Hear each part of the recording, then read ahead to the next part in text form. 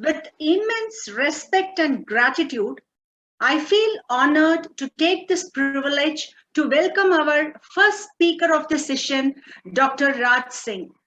Dr. Raj Singh is the Vice Chancellor of Jain Deemed to be University, Bangalore.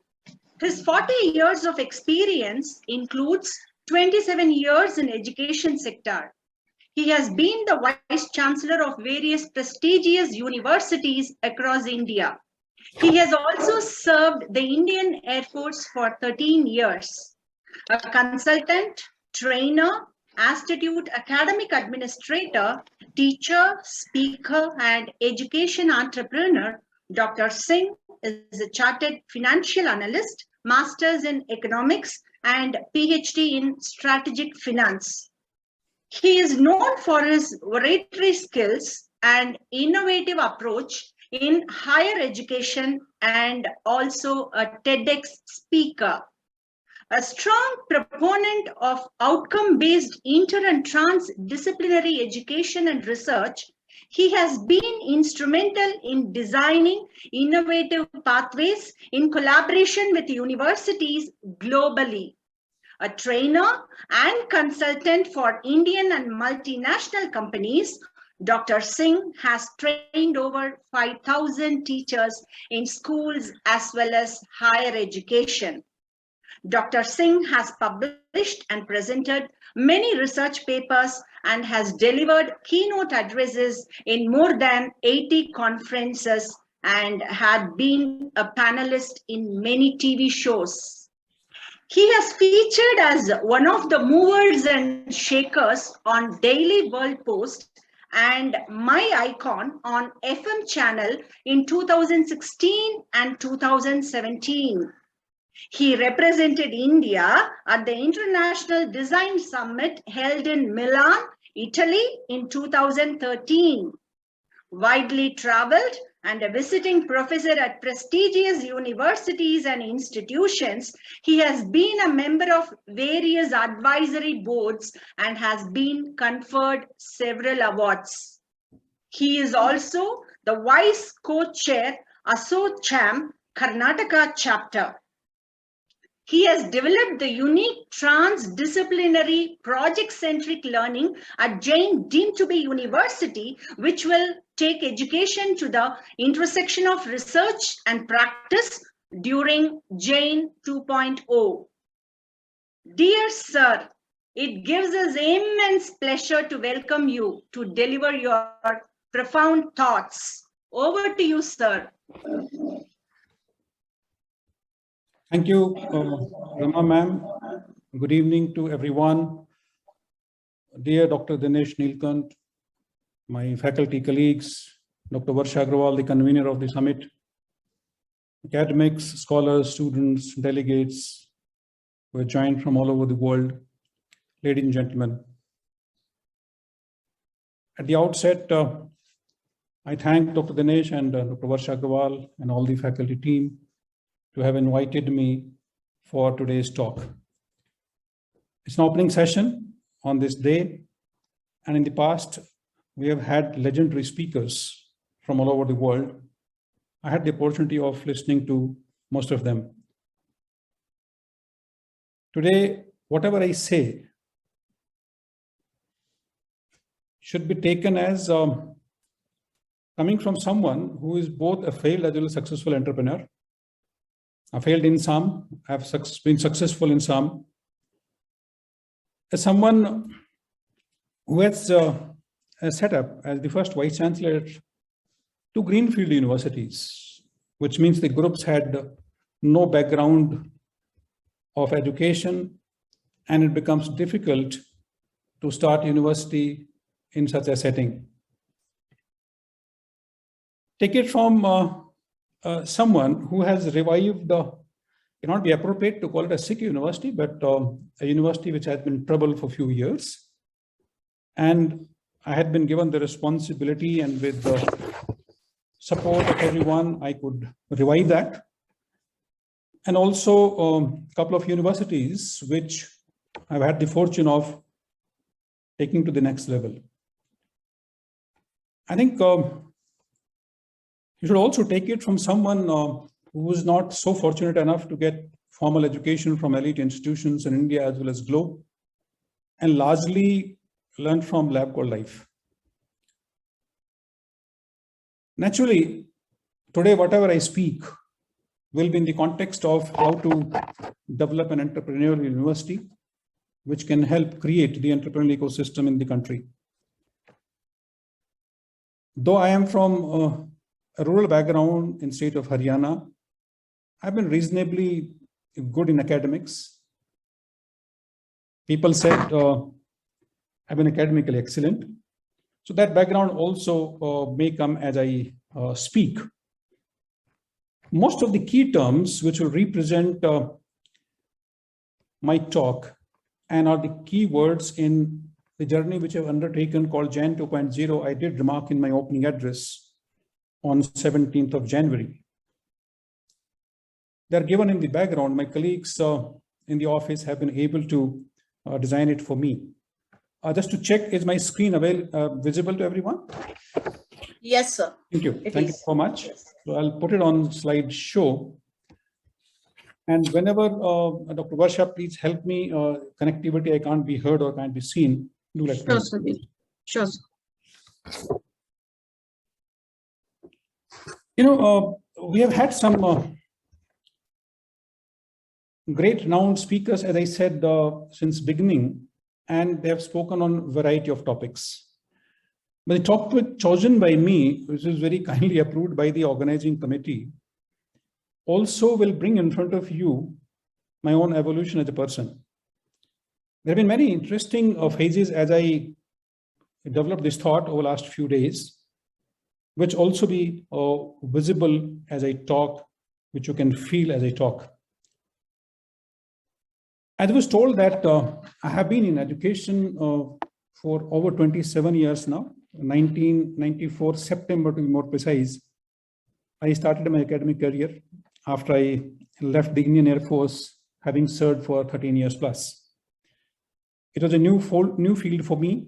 Did not have any entrepreneurial education, but as the environment was changing, it required more and more entrepreneurial approach to administer education.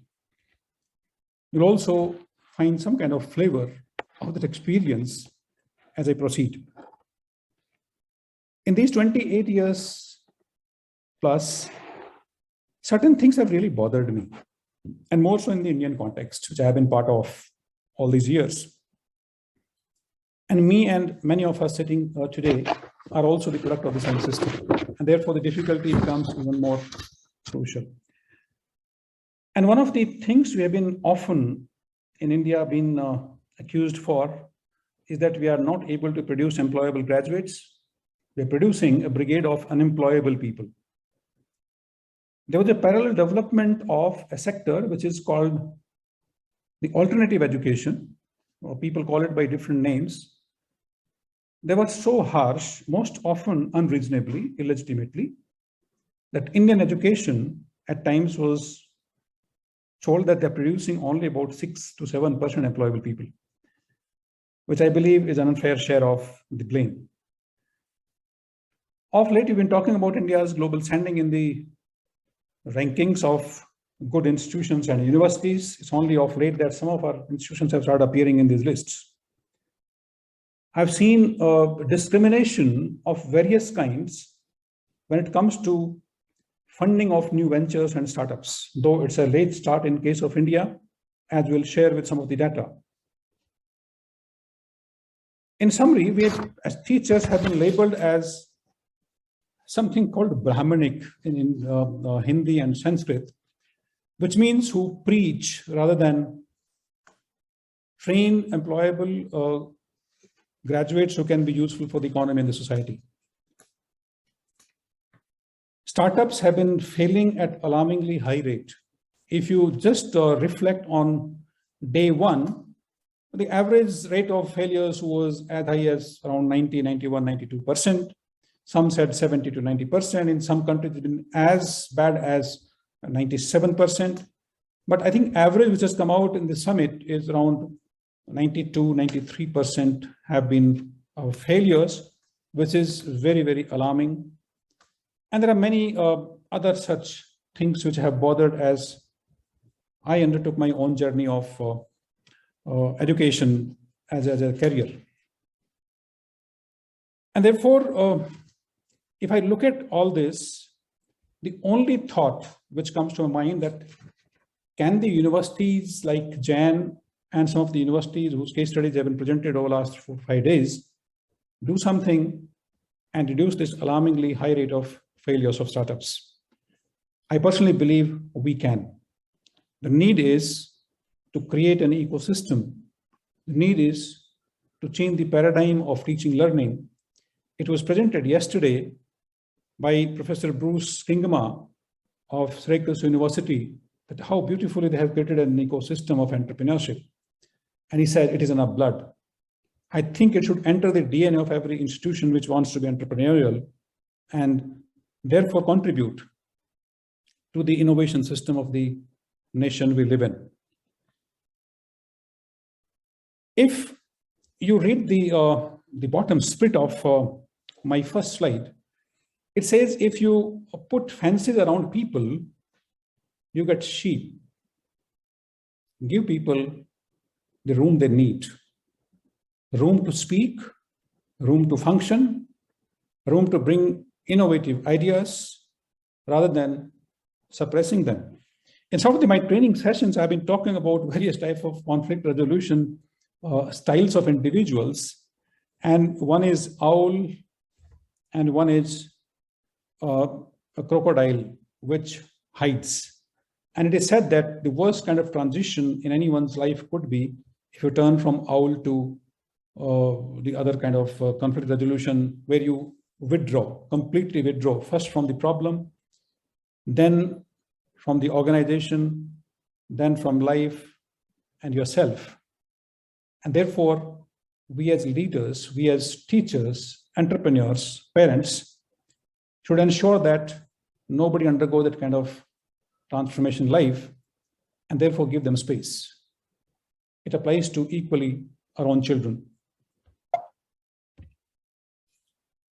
I found this beautiful quote from Wayne Gretzky, a leading goal scorer in National Hockey League. It's from the ice hockey, the sport. And he says, I skate to where the puck is going, not where it has been. Many of us, teachers included, entrepreneurs included, while we need to respect the past, but we don't have to revere it. We don't have to get attached to the past so strongly that we can't detach from this. And if that be so, we are sure to perish.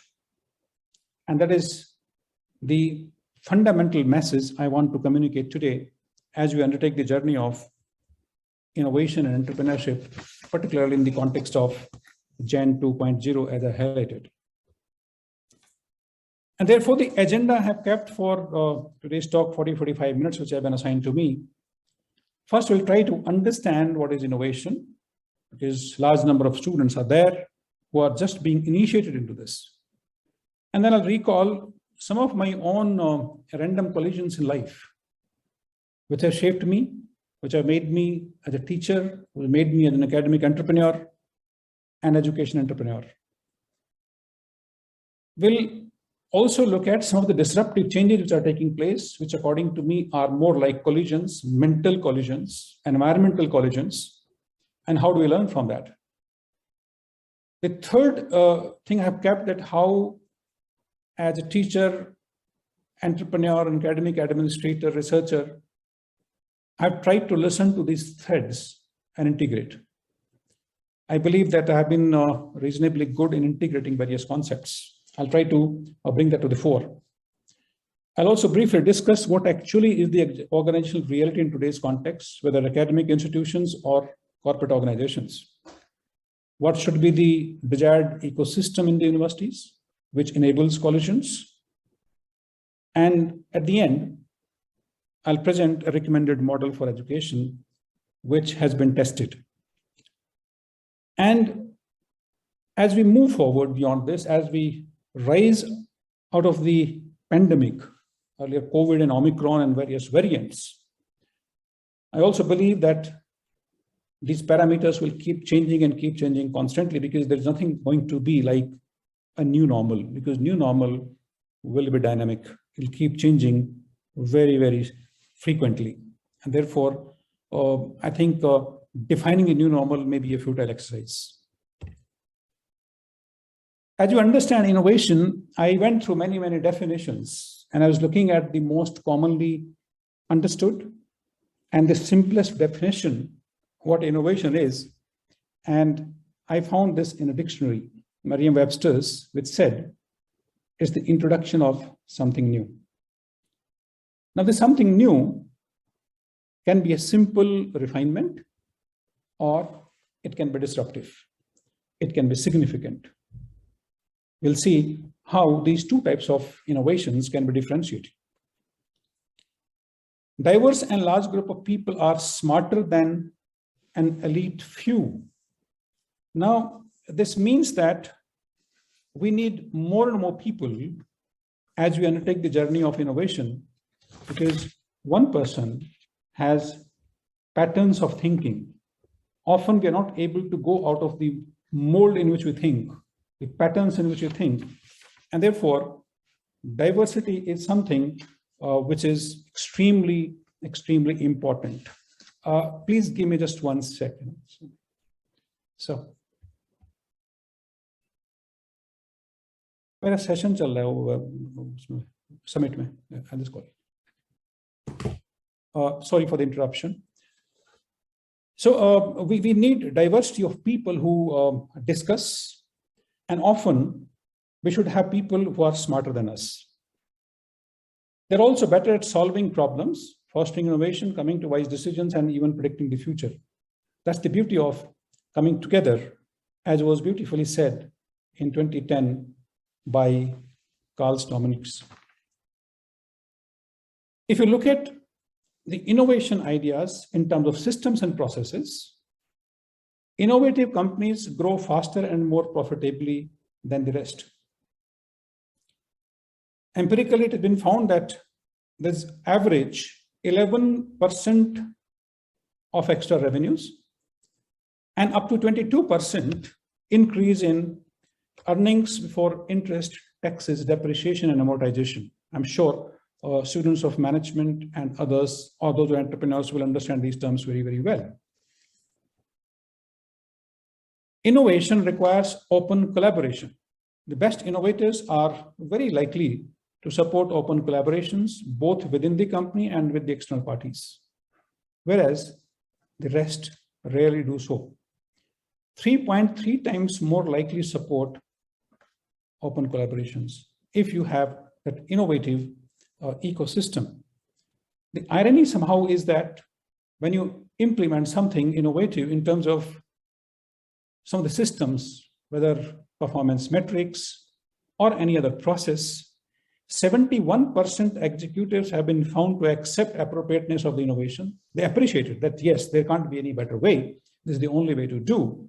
But when it comes to implementation, only 31% have been able or have been found to use it for actionable purposes, or they've been able to implement it. Now, this basically presents the gap between what we say and what we do, and boils down to the question of how effective we are in implementing the thoughts. Why do so many innovations fail? I pulled out some of the regions from one of the blogging sites, and this was very, very recent. It says that 11 out of 12 startups fail. I did mention about 90, 91, 92% fail. It matches with that. And 19 out of 20 product innovations fail. And that's what I said is an alarmingly high rate. But then if you go and look at the regions why they fail, whether startups or innovative ideas, the first one and the highest, which is about 60%, the audience said, not engaging customers plus employees, which means we didn't discuss with a diverse group of people.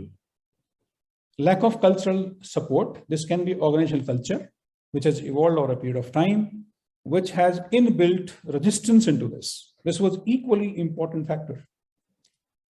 Lack of top leadership support at the organization level, at the division level, SBU level, or departmental level, depending on what kind of organization we're talking about, which is again an equally important factor. Poor, misaligned strategy, lack of skills and talent in the people who are in the project team or who are responsible for implementing it, or for whom it is being implemented. Innovate like they do regular operations. They start comparing innovative ideas with the normal operations we have been undertaking for many, many years and decades. And I think this is one of the very, very important factor which brings in some kind of conflict. Failures to integrate innovation onto the core values, core activities, which we just cannot do away with. And we fail to integrate with that, and failure to execute, which I just mentioned some time back, failure to learn, lack of speed, and we said too much of risk involved in this. I think these factors collectively, if you look at, they are the reasons for innovations failing, but I'll look at maybe first 2-3 of them more importantly, and therefore we need to create those spaces. And when I say spaces, do not mean only physical. There's a room, there's a cafeteria, there's a terrace, there's a area earmarked in the campus or the company premises. I think these spaces could be physical, virtual, as well as mental spaces, and where we face these random collisions. In fact, I read a paper which titled was Random Collisions of Unusual Suspects, and its acronym was RUCKUS. I wanted to avoid that. I wanted to keep it more positive. And therefore, I thought I'll talk about creative collisions. The typical approach which is followed to innovation in most organizations is so aptly represented by this diagram, which say there are normally 4 pillars. Capabilities, which mean the abilities and the resources available with organization, which is trying to be innovative or moving towards innovation. It is the structures and the systems, organizational structures and processes to institutionalize. Normally, we adopt very informally or loosely defined structures, which may create hindrance in implementation of something very scientific, something very technical, which is system driven. It's the strategy, the plan to achieve long-term goals, which may be appropriate or inappropriate, but has a very, very important and crucial role in the success of innovation. And the 4th one is culture, the way things are done, value, and the ways of working. Now, this is mostly unconscious. I am recalling that famous Geert Hopps study on culture, which covered more than 50 countries, and said that culture is partly unconscious and silent, which is not heard, which is not seen. And that makes it very, very crucial when you undertake the process of change. An extreme right have given a diagram where when you question, when you also appreciate, and this is called sense of wonder. Mostly people close to the new ideas, the openness I'm referring to. And sense of wonder is that when we listen to somebody else, how do we appreciate? Maybe it's just 1% of what expected, but we definitely have something to take as a takeaway from anybody we interact with, anybody we come across. And therefore, we should create intentional rather than incidental organizational culture of innovation. You know, many organizations have had innovations, they just happened. They evolved because of the history of the people they joined. Most of times they were individual specific. They were not made part of the system. And therefore, it stops with the person. Yesterday, when Dr. King was talking, he did mention when he talked about evolution of entrepreneurship, and he says that leadership changed and the interesting programs continued, which people were interested, and which means indirectly not everything continued. That was the hidden message in that. This is story in every organization, whether academic or commercial organization. Can we teach our students that how to institutionalize innovation rather than doing it by hit and trial? Can there be a process? Let me mention a few of the random collisions which I have had in my life and which will contribute to what I'm going to present in terms of the model which I refer to. I'll elaborate some of them. The first one was a remote connection with the NEET concept at MIT. NEET, many of you must have read the concept at MIT, USA, which says New Engineering Education Transformation Initiative. NEET initiative is called as. You can Google, you can find this concept. It's about 21, 22 page PDF document. I came across a case study as a student of management, which I use in my classes, which has been done by Harvard Business School on Deshpande Foundation. Deshpande Foundation is an Indian organization mainly operating in the Karnataka, the place called Hubli, and they've expanded further to Kakatiya in Telangana, and they are establishing many, many other initiatives in some of the foreign universities, particularly in the US, including MIT. The third, I had a virtual encounter with the founder of JAN, which I want to elaborate, and how it has shaped my thought process and in the evolution of the concept which I've been talking to about, and then finally ending up in Bengaluru, which is a very, very interesting city. The unusual connivance which I often refer to between or among COVID-19, Atmanirbhar Bharat Abhiyan, or Self-Reliant India initiative of the Government of India, Honorable Prime Minister, which was immediately after COVID-19 struck, the new National Education Policy 2020, and an extension of that, which has been recently announced as late as July 2021, Academic Bank of Credit. I came across a very, very motivating and insightful video depicting an interview of John C. Maxwell. We'll talk more about him. I reflected on Maharishi Patanjali, a South Indian saint, that how he talked about transcending limitations and distinguished the dead from the dormant. Very, very inspirational quote from Yoga Sutras. I'm sure this is one name which almost everyone in education would know, Sir Ken Robinson, late Ken Robinson, who passed away last year in August. And one of the epilogues of one of his TED Talks, the most fascinating concept I have learned, which is going to be integrated with the concept. And finally, a series of articles or series of features, the supplement of the Economic Times, which the Friday feature called Corporate Dossier, consecutively 8 weeks in 2002, 3, 4, around that time, it featured where Haig Baruch and Sumantara Ghoshal, our own late Sumantara Ghoshal, talked about something called crossing the Rubicon. I'll talk slightly more in detail about it and try to integrate these concepts, these physical, mental, and psychological collisions into the concept I'm talking to you about. And the message which I get from all this is there are adjacent opportunities which exist in abundance.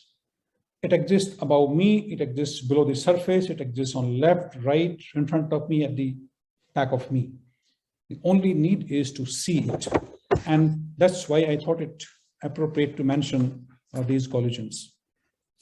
This is the case study. Those who are interested, they can refer to this. This case was written in 2011, which introduced, at least to me, the concept of sandbox, creating a bottom-up entrepreneurial ecosystem. In Hubli, this organization headed by Guru Deshpande and his wife, who went bankrupt, almost bankrupt a couple of times, have created the magic of the entrepreneurial spirit among the people from countryside, among the so-called underprivileged or less privileged people, less exposed people, and thousands and thousands of entrepreneurs have been created thanks to their initiative. But the major takeaway from this case study for me was, which I have mentioned in this quote, Desh said, Desh means Mr. Deshpande, we never know what kind of idea will work and what will not. Ideas that seem great fail, and ideas that seem bad succeed. But we can predict with some certainty what sort of people will succeed, even if it takes them several tries. Clearly, the emphasis has been placed on the individuals rather than the ideas. Seemingly great ideas, they say they fail, and therefore, when they extend financial support, irrespective of their social economic background, they emphasize on more meeting the people multiple times and then taking a decision whether to give them financial help or not. And this case study highlighted that people at the bottom of pyramid have entrepreneurial spirit. As you would know, most of you, at the bottom of pyramid was introduced by none other than C.K. Prahlad, and I'll be talking to you about in another encounter, which I'll mention. Coming to Bengaluru, which is legitimately the Silicon Valley of India and perhaps of Asia.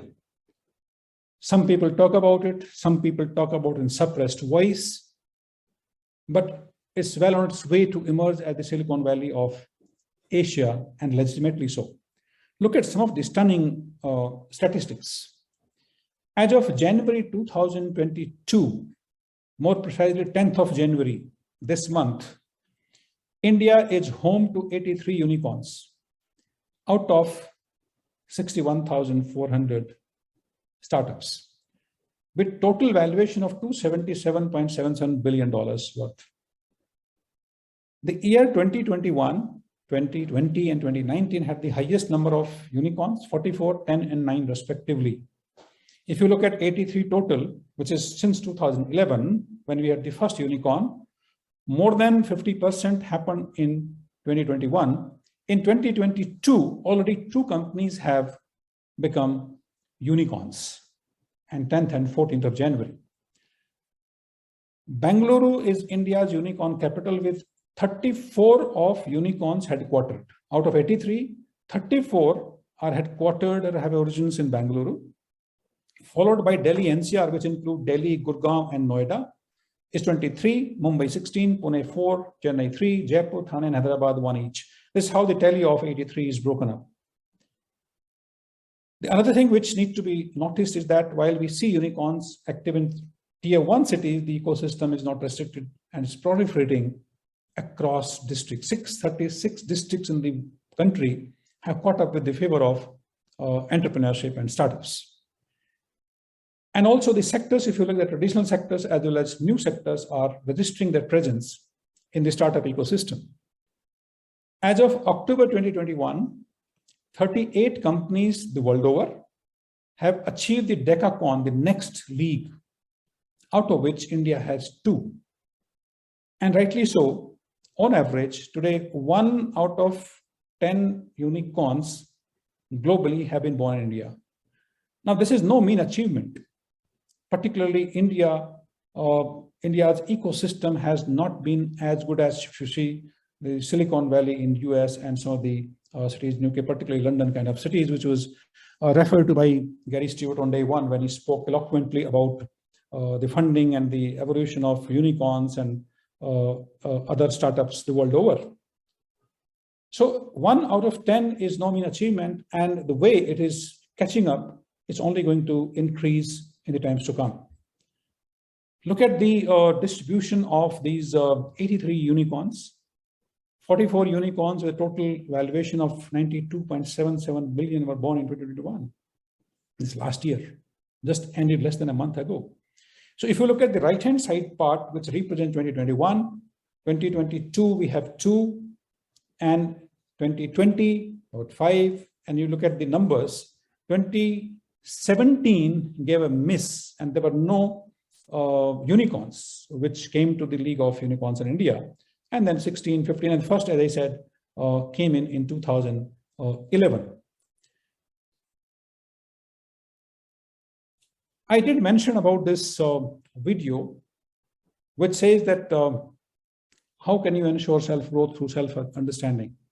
The point I want to highlight is point number 1, where he says that 1 is too small a number to achieve greatness. You need to work in teams. You need to network. You need to work with people, and people who are divergent in terms of thinking. And the second thing he said, which is a message for all the leaders, he said, leadership is influence, nothing more, nothing less. And therefore, we need to find ways and means of influencing people and acts which can add value to others. Otherwise, he says, we can't influence people unless we do the act. Knowing self is a must for self-growth. And finally, the masterstroke, he says in his video, in his interview with one of the TV channels, he says, shifting from goal mindset to growth mindset changes everything. Because goal is limiting at times, growth is not limiting. And therefore, if you look at the history of all those companies and entrepreneurs who have achieved great success, they never looked at the goals. They put in their best efforts, best foot forward, and they grew. And that's what the message which says, and he says, in life, you learn more from difficulties, failures, and most importantly, from diversities. And that is one thing which we avoid getting into. And therefore, entrepreneurship is not the game which person can play alone. You need a team, and team which is with divergent skills, not the common skills, but only the goal and in terms of growth you want to achieve is the common thought. Very, very powerful, and I'll recommend if you can see through great lessons for leaders and entrepreneurs. He's one person who has written more than 100 books, collectively sold more than 32 million copies. He's one person who has coached and mentored presidents of the nations and CEOs of Fortune 500 companies more than anybody else can even think of. And therefore, this thought takes me to the next collision when I laid hands on this book by Swami Vivekananda, Patanjali's Yoga Sutras. It's believed to have lived in South India somewhere 3rd or 4th century. Nobody knows when exactly he lived, but his Yoga Sutras are learning for lifetime.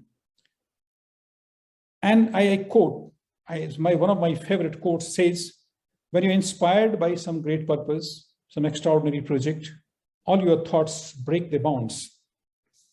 Your mind transcends limitations.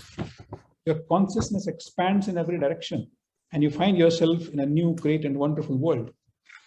Dominant forces, which might have been lying dormant, they come alive. Faculties and talents come alive, and you discover yourselves to be a greater person by far more than ever you dreamt of yourself to be.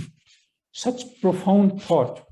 And he says how we as individuals can transcend our limitations by coming together, by forming a team of complementary skills and values and expertise, because alone nobody can have that.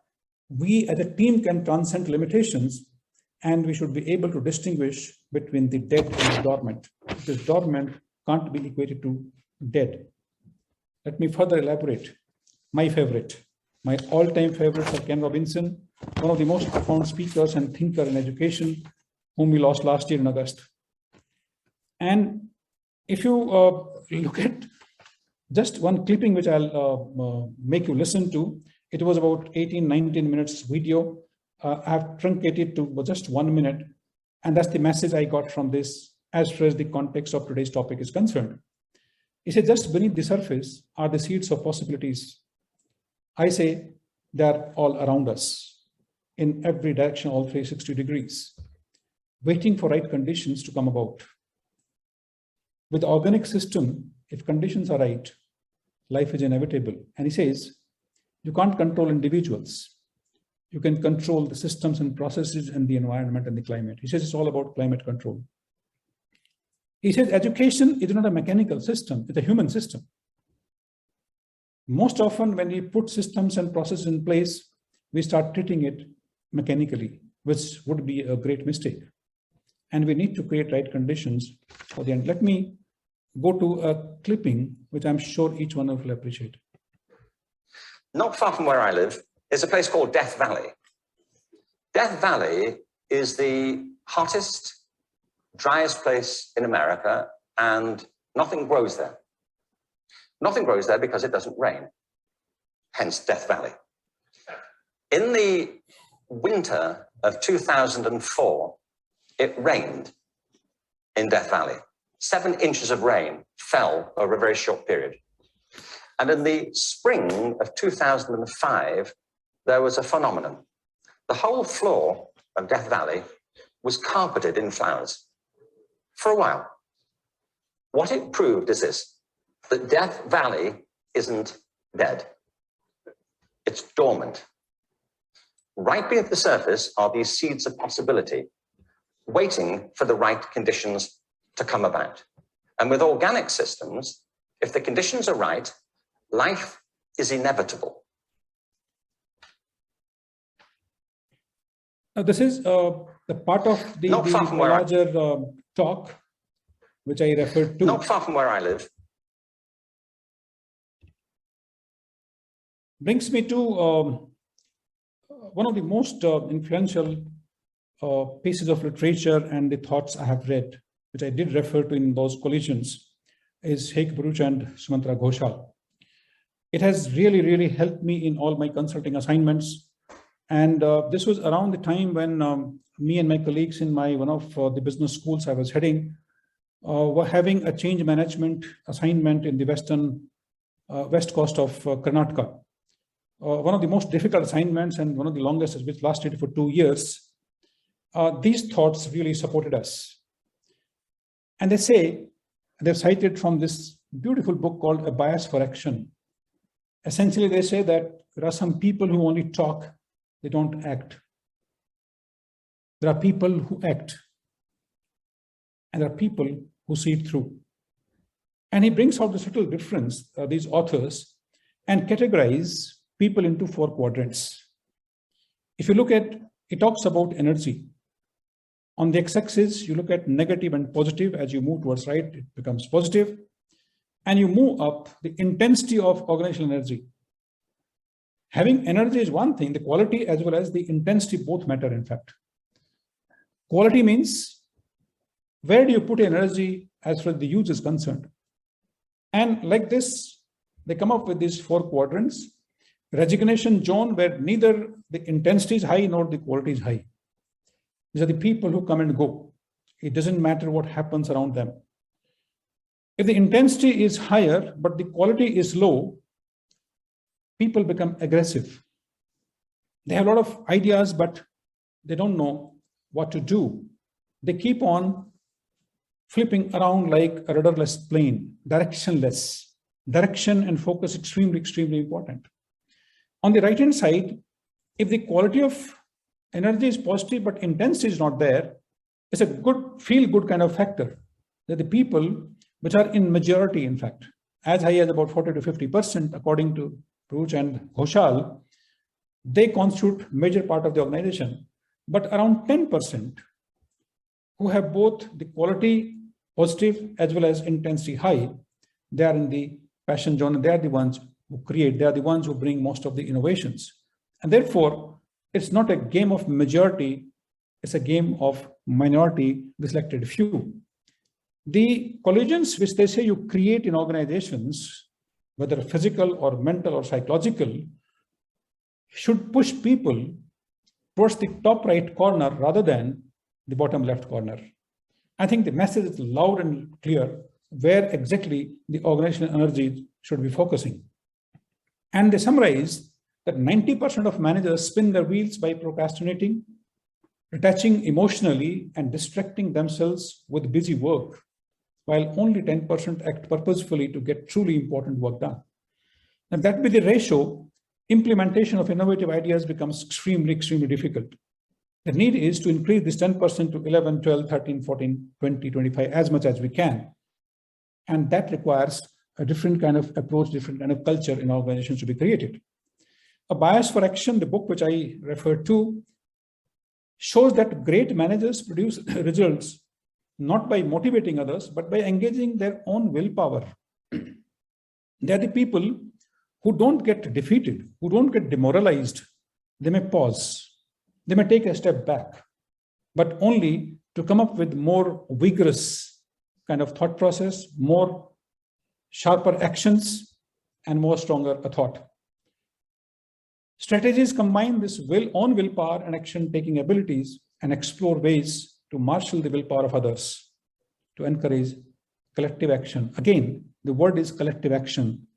It highlights that no individual can do anything much as far as innovation and change is concerned. And if the system and this collective action can either put a spoke in the wheels of procrastination and distraction, or make it irrelevant, make it negligible, and make them irrelevant, can be another approach which both these great thinkers emphasize. Disruptive changes, which I talked to you about, miniaturization of technology, we can hold everything in hand. On the left-hand side, if you look at the picture, if you can converge from a big room where you have mainframe computer, you have a stereo, you have big speakers, you have a router for connecting on the internet, all that has come into a small pocket. That's the power of technology. We have faster, cheaper computing power, and other technologies are completely revolutionizing the way world is functioning. It is said that by end of this decade, 2020-30, by end of the decade, companies will either have use of AI or will go out of business. No third type of company will be there. That's the power of artificial intelligence. AI will reach human level intelligence by 2029, to be more precise. More electrical vehicles, powerful batteries which can take up to 500, 600 kilometers, cleaner and cheaper power, lesser child mortality, reduced poverty. All that is possible because of technology. And COVID has taught us the concept of power of exponential. That if you look at the red line, it's linear, otherwise exponential moves sharply up after a certain stage as COVID cases multiplied in this world. The bottom line, what will happen in this decade, brain computing interface will come in, and we will have to look at automating the routine work, because that's not worth spending our time, but humanize the exceptional. We will be able to do jobs which computers and robots can't do. Just one example, on the left-hand side, you have example of Kodak. The number of photos have gone up exponentially after 1930, and if you look at till 2020, it's into trillions, 1.6 trillions in 2017, and the company is going out of business. You know why? Analog photos is not the future. Digital photos caught up, and if you could not upgrade, we vanished. And the right-hand side, you have the much talked about competition and the talk about Netflix and Blockbuster. Look at the quote which the CEO of Blockbuster said in 2008. Netflix is not on the radar screen in terms of competition, and see what it has done to Blockbuster is bankrupt already, which was not to be seen on the horizon. Innovation, it's something which is not incremental. Entrepreneur startup owners are someone who think of not marginal but disruptive changes. Look at this beautiful statement when he came out with car. He said, if I'd asked the public what they wanted, they would have said a faster horse and not something called a car. Henry Ford said it long ago, in fact. Look at the unicorn space. It's getting heavy as you move from 2011 to 2015. This is global figures. The one I gave you from Bangalore or India was the latest one. Look at how it's becoming crowded place. It's motivating to see that how more and more companies are getting into this club of unicorns. And therefore, we need to look at the possibilities increasing in the change environment. Listen to the thread as I come towards the last part of my presentation. There are common threads found in stories of people involved in creative solutions. Leaders need to listen to them and weave a story. And the story is something which universities like us have to weave. These could be, there are managers who had faith in collisions sometime before they had faith in themselves. They looked at the situation and started believing it, and that motivated them. Fearlessness about accepting risk, venturing into the unknown is something which they got from these collisions. Embracing new challenges as opportunities to learn and grow, connecting the formal learning to real business situations. Now, the summary of what I have said so far in this part of my presentation is that Leaders create spaces for random collisions among unusual suspects, not the known ones. The known ones are in any case with you. You know their ideas and thought processes. How to develop tolerance for this? The threads then help in scripting these success stories. A lot can happen through raising hands and challenging the status quo. There's an actual photograph in some of the deliberations we have had, heated discussions. The organizational reality today is something different, wherein there's a resistance to the disruptive innovations because initially you don't find customers for that. And therefore, there's a favor for only the sustaining innovation, minor ones, because there's an audience, there's a customer segment which is comfortable with the use of it. But the growth comes from only disruptive changes. I think the organizations need to accept disruptive changes faster than only cosmetic changes. And therefore, if you look at on the right-hand side, look at the disruptive changes, they weigh lightly in the beginning, the normal ones weigh heavily, but in the ultimate, the disruptive changes will bring in change. But by the time we get into that mode, time would have elapsed. We would have seen that we are already too late. And therefore, time is extremely, extremely important. We cannot be slow when we introduce changes. And therefore, you remember I had said that the people who work on the innovation and those who work on the normal operations, it's worth keeping them separately. We are excessively prescriptive, particularly in the university context. I'm reminded of what Jay Rao said day before yesterday. He said, if it was up to me, I'll finish examinations. It was music to my ears that somebody was talking about less of examination, more of assessment, because examinations not necessarily test what we need to test. And look at this profound statement said by General of US Army. He said, never tell people how to do things. Tell them what to do, and they'll surprise you with their ingenuity. Today, every institution, every university is, I think, crippled with this kind of thought. We want to be very, very systematic, everything well defined, students not given any way to think, any leeway to think, any flexibility to think, because you need conformity and compliance-based assessment. We need to believe in human genuinity of our youth and students. I think that is one most important thing I'll say in today's session. We need to transform our teaching learning processes where students can surprise us with what we could not even imagine. Another small video about a minute or so is by Melody Hobson, who is the chairwoman of Starbucks and the co-CEO of one of the venture funding companies. It highlights what Gary Stewart said on day one, that how women get less of funding, a minuscule percentage, how people are discriminated based on color, race, nationality, gender, and other factors. I think this brings out beautifully what I mean by this. Look at this beautiful clipping by this fascinating leader. I think it's time for us to be comfortable with the uncomfortable conversation about race. Black, white, Asian, Hispanic, male, female, all of us.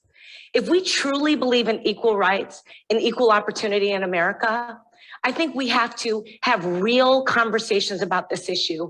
We cannot afford to be colorblind. We have to be color brave.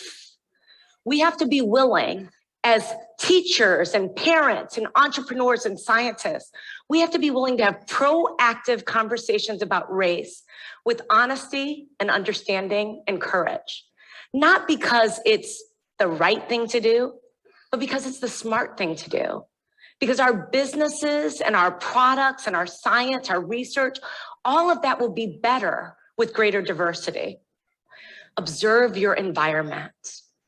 At work, at school, at home. I'm asking you to look at the people around you purposefully and intentionally. Invite people into your life who don't look like you, don't think like you, don't act like you, don't come from where you come from. And you might find that they will challenge your assumptions and make you grow as a person. A beautiful perspective in terms of what we should be doing as teachers and entrepreneurs, because let me come back to the presentation.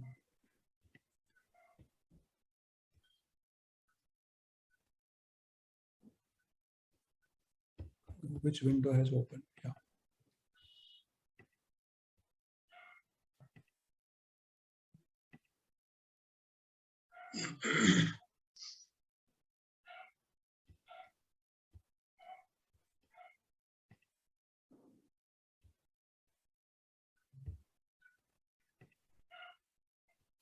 That's the problem of keeping too many files open.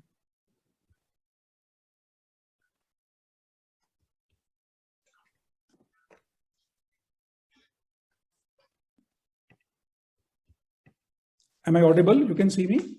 Yes, Yes, sir. sir, Yes. yes. Yes, sir. Yes. I think it's minimized somewhere. Anything other than is showing.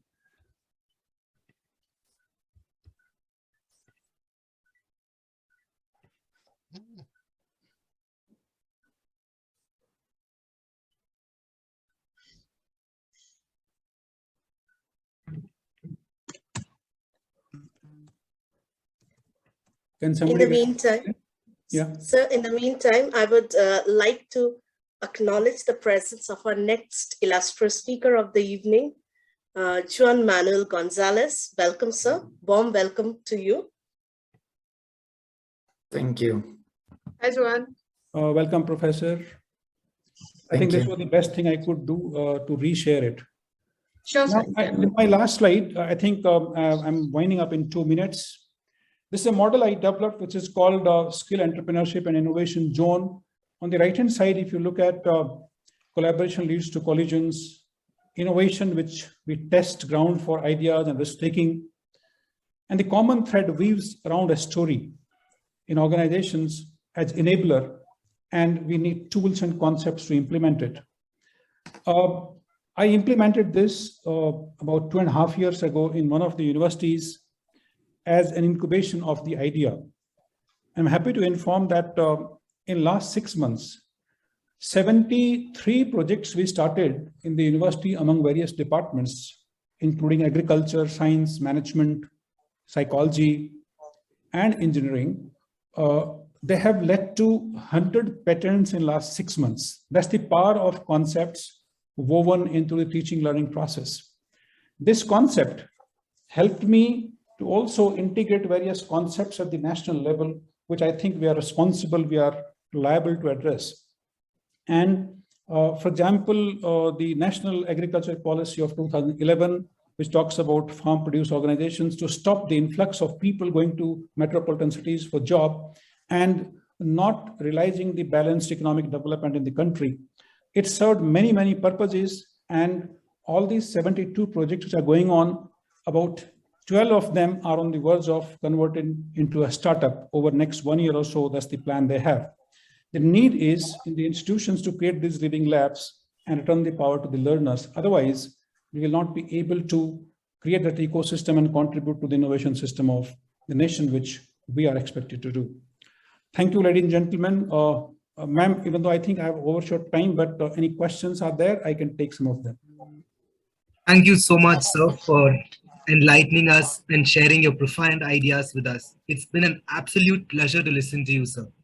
Now we have a question from our participant, Pratik, one of our students, sir. Innovation becomes a very important part, and once it's executed, how important it is for the core team to constantly re-innovate and rethink so as to bridge the gaps and prevent a disruption by the competitors, sir? See, all through the summit, one thing which has come out very clearly that we shouldn't hesitate discussing the ideas from others. In fact, discussion with others and constant innovation will only keep us ahead. Maybe a slightly old story, but if you go back to 92, 93, the Intel story, how through copying Me Too kind of approach, Intel's profitability came down from some of the companies. They did a couple of things. One, they started protecting. Don't keep, Uma might find something Hey, interesting tomorrow and leave. Seema ma'am, if you could mute yourself. So what Intel did, they started protecting their copyrights more vigorously. They doubled their investment in R&D, and they said, if we don't make ourselves redundant, somebody else will make. I think that's the lesson we should draw. It doesn't mean that once we have innovated, it's gone forever. I think it's a constant process of innovation to keep ahead of the competition, which I would recommend. So, And that can be done only through an appropriate ecosystem in an organization. yes. So thank you so much, sir. Thank you so much. That was such an engaging and enlightening discussion, sir. We really learned a lot. Thank you once again from the bottom of our heart, sir. Thank you. And now I'd There like are more to questions I'll try to answer online. Thank you so much. Time management could have been better. Sure, sir, you can take it from there only. Yes. Yes. I'll keep on answering the questions. Yeah. Yes, sir. So, yes, sir. So should I go in for another question, sir? Yeah, please go ahead. So another question that we had is shared interests are now replaced by seeking differences. Do you think such coalitions will always lead to, exponential innovation, sir? My view is yes, because the history says that one man can't do much. In fact, it was only last week I was talking in one of the national level conferences. And after the debate in the panel discussion, the idea came was that collaboration rather than competition is the way forward. For example, any startup, if faces competition for large companies, or even let's say medium scale companies, forget about very large companies, can you really take them on? Answer is no. The best way is to collaborate with them, become ancillaries to them, learn from them, and then perhaps scale up your own business. I think it was also mentioned beautifully by, I think, Jay day before yesterday, that when you work after graduation, learn how to scale up, learn the tricks of the game, and then get into the business. You don't have to necessarily compete to excel. I think the competition is addressing a different market structure as far as economic theory is concerned, but collaboration is something which can help us become more successful in the environment which we see today. Because all these unicorns which I have seen in particularly last 1 year, you find, I think, a significant amount of collaboration leading them to what they have become today, and not the competition. Though there's a competition, but I think through collaboration with certain partners, certain players in the industry, they could gain that scale and size and the skill set and the market segment, which could perhaps help them compete with another such cluster emerging in the industry. So I think collaboration is something which we should seriously look at. Thank you, sir. Thank you once again, sir, for such an engaging discussion. Thank you, sir. Now